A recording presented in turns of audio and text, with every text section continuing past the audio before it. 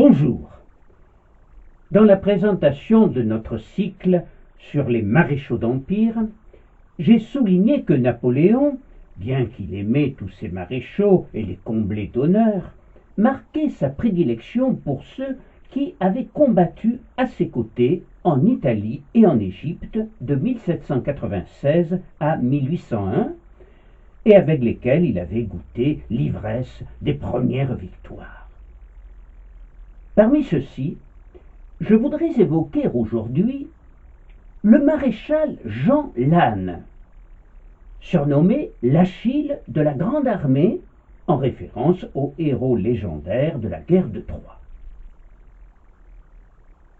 Né en 1769, comme Napoléon, dans la petite cité de Lectoure, dans le Gers, perché sur un éperon calcaire, à une quarantaine de kilomètres d'Agen, cinquième enfant d'une fratrie de 6, il est mis très jeune en apprentissage chez un teinturier, son père, cultivateur, ne pouvant pas lui payer des études.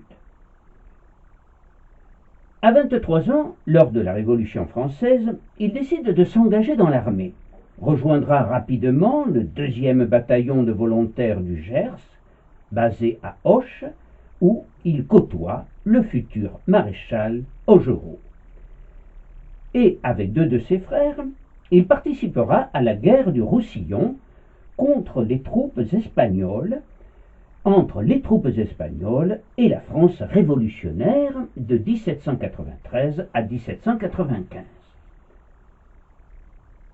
En mai 1793, le jeune sous-lieutenant se fait remarquer par sa vaillance et ses harangues dans ce qui sera son baptême du feu.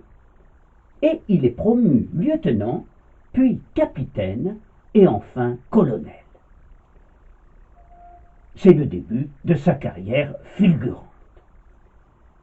Devenu général de brigade en 1797, ses initiatives heureuses le font remarquer par Napoléon Bonaparte, qui ne va plus se passer de lui durant la campagne d'Italie de 1797 à 1798. Lors de la bataille du pont d'Arcole en novembre 1796, il permit à Bonaparte de se dégager des troupes autrichiennes, alors qu'il se retrouvait en difficulté, entouré de toutes parts. Dans le compte-rendu de la bataille qu'il rédigera pour Carnot, membre du Directoire et grand spécialiste des questions militaires, Bonaparte écrit : « Ce fut en vain que les généraux, sentant toute l'importance du temps, se jetèrent à la tête pour obliger nos colonnes de passer le petit pont d'Arcole. Trop de courage nuisit. Ils furent presque tous blessés. Les généraux Verdier, Bon, Verne, Lannes furent mis hors de combat. Le général Lannes, blessé déjà de 2 coups de feu, était à 3 heures de l'après-midi étendu sur son lit et souffrant lorsqu'il apprend que je me porte moi-même à la tête de la colonne.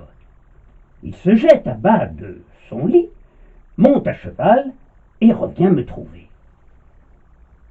Comme il ne pouvait être à pied, il fut obligé de rester à cheval. Il reçut un coup qui l'étendit sans connaissance. Je vous assure qu'il fallait tout cela pour vaincre. Pour remercier son tout nouveau général de brigade, Bonaparte lui remit le fameux drapeau qu'il avait porté sur le pont avec ces mots : « Citoyen général, le corps législatif a voulu honorer l'armée d'Italie dans son général. Il y eut un moment, au champ d'Arcole, où la bataille incertaine eut besoin de l'audace de ses chefs. Plein de sang et couvert de blessures, vous quittâtes l'ambulance, résolus de vaincre ou de mourir. Je vous vis constamment au cours de cette journée, au premier rang des braves. C'est vous également qui, le premier, à la tête de la colonne infernale, arrivâtes à Dégo, passâtes le Pô et l'Adda. C'est à vous d'être le dépositaire de cet honorable drapeau qui couvre de gloire les grenadiers que vous avez constamment commandés. Vous ne le déploierez désormais que lorsque tout mouvement en arrière sera inutile, et que la victoire consistera à rester maître du champ de bataille. Lannes, soigné, ne put pas reprendre part au combat du lendemain, ni à la victoire du 17 novembre 1796.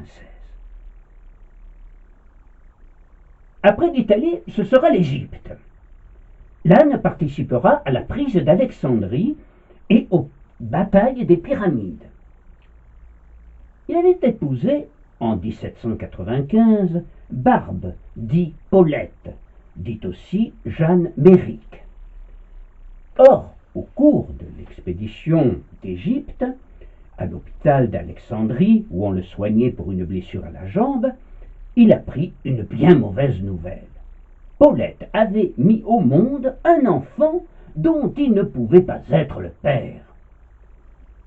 Il dut, à son retour, intenter une action en désaveu de paternité. Il divorcera en août 1799, puis il se remaria avec Louise Guéheneuc, la fille d'un sénateur, qui lui donnera 5 enfants. Napoléon l'en félicitera chaleureusement. Il sera le parrain du premier enfant du couple, né en 1801, prénommé Louis-Napoléon, Joséphine en étant la marraine. Lannes portait une admiration incommensurable à Napoléon, pour lequel il risqua sa vie à de nombreuses reprises. Quant à Napoléon, il appréciait la bravoure de Lannes et son courage au feu exemplaire.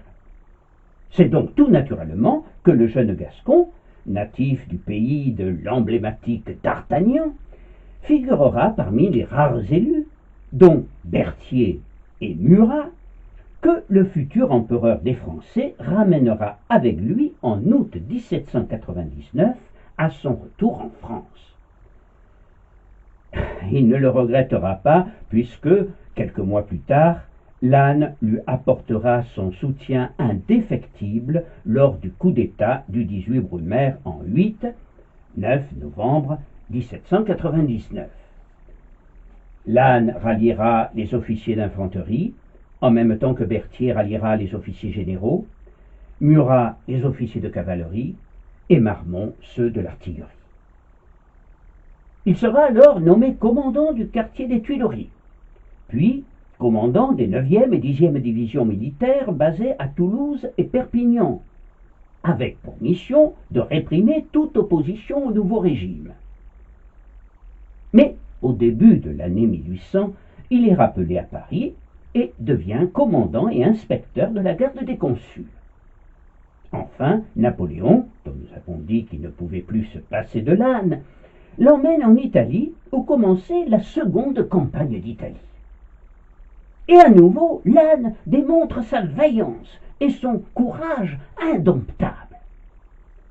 Il remporte à Montebello, en juin 1800, une brillante victoire sur les troupes autrichiennes, qui sera pour lui une date pionnière dans la mesure où il s'agissait de sa première victoire personnelle. Livré à lui-même, il sut choisir les options tactiques qui lui permettraient de triompher des Autrichiens. Napoléon ne s'y trompera pas puisque, pour le récompenser de sa victoire, il lui accordera le titre de duc de Montebello. Ambassadeur de France à Lisbonne, en 1802, il sera fait maréchal d'Empire le 19 mai 1804. Il joua un rôle déterminant à la bataille de Marengo, où, le 14 juin 1804, il parvint à retourner une situation désespérée, toujours face aux Autrichiens, au prix de la mort sur le champ de bataille de 14 officiers et de plus de 6000 blessés et tués parmi les soldats. Mais c'est au cours des campagnes menées de 1805 à 1809 que ses qualités militaires se révéleront peut-être le plus, ainsi que son remarquable sens tactique, et qu'il deviendra l'Achille de la Grande Armée.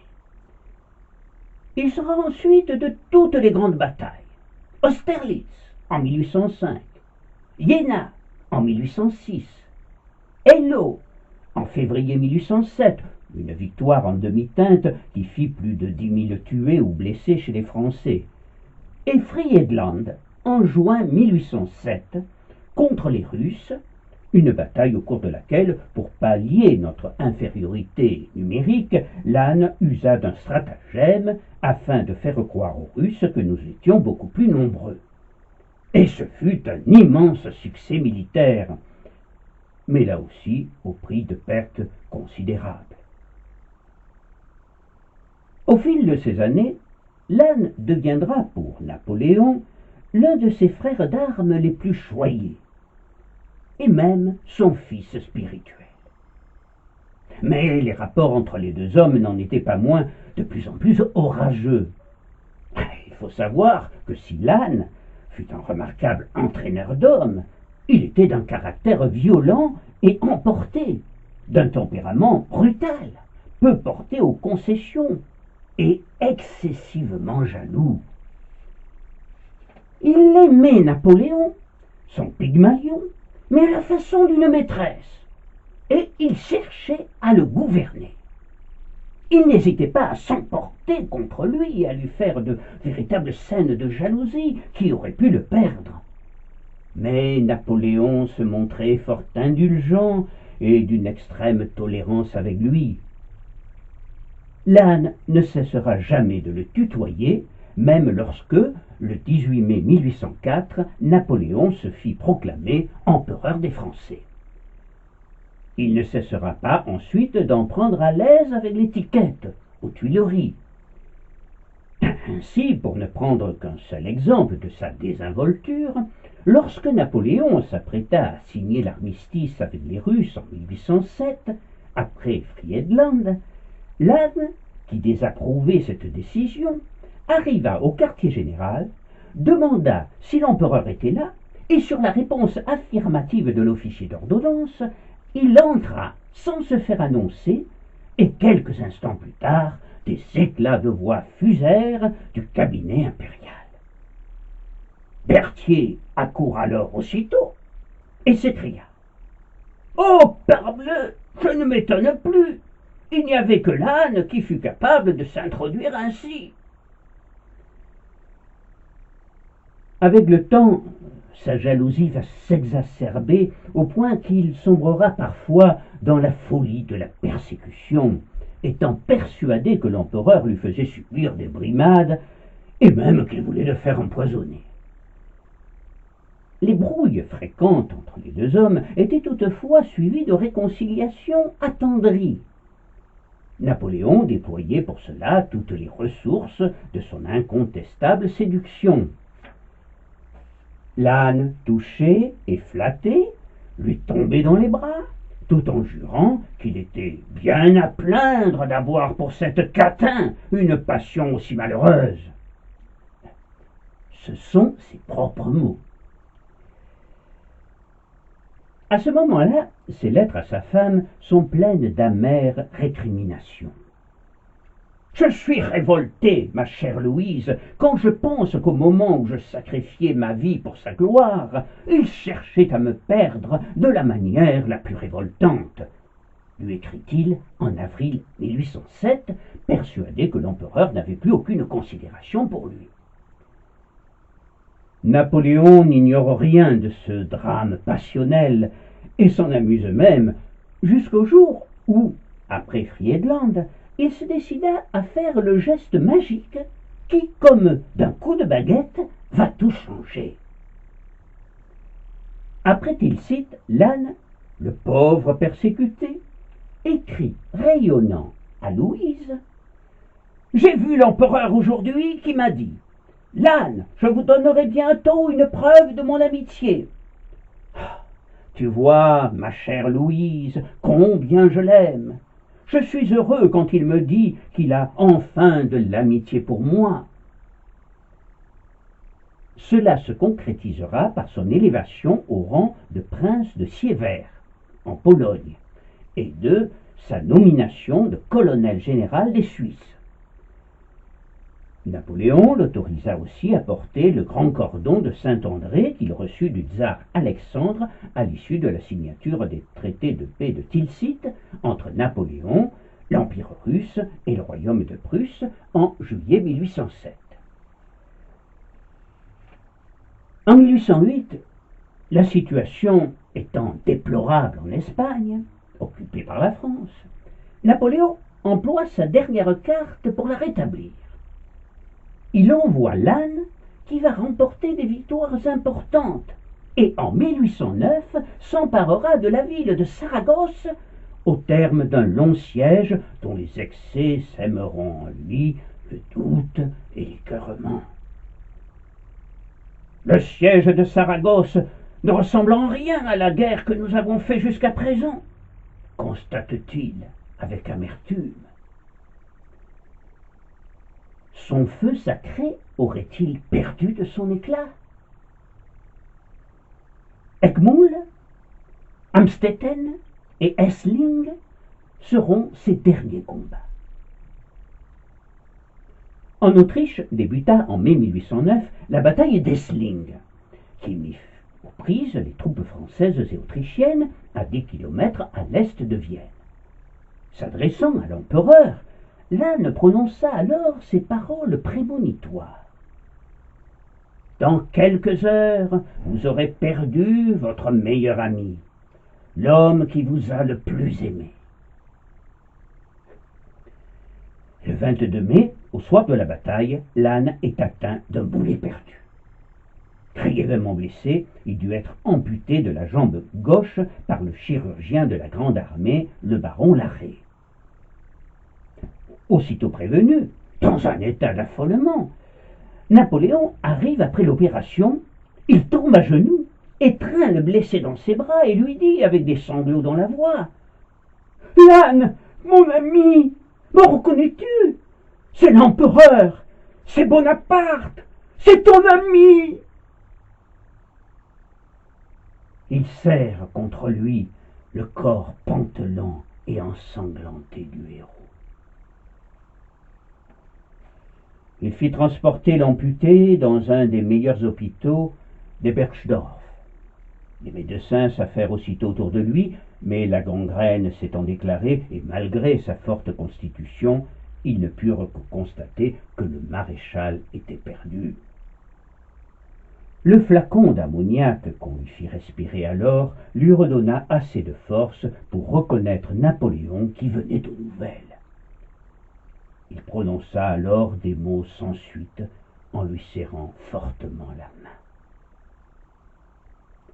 Au cours de la nuit, il retrouve quelques instants de lucidité pour parler à Marbeau, son aide de camp, des 5 enfants en bas âge qu'il laissait à la pauvre Louise. Au petit matin, ce 31 mai, on le crut endormi. Il était mort.